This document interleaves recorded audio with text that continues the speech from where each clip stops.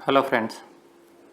The question is, let P, Q and R be propositions and the expression P implies Q, O implies R be a contradiction.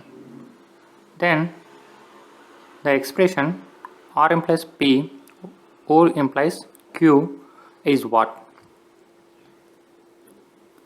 Then see, when take this expression P implies Q implies R. This is contradictions, means false. When this is become false, R should be false. This should be true. Then only this become false. When these values become true, either TT or FT or FF. Then take this P, Q and R.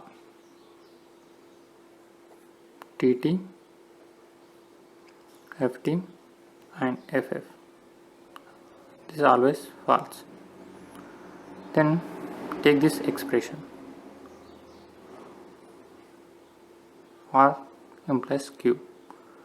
R implies Q, FT, true, true and true. The next R implies P implies Q. T, T, true, true, true, TF, F.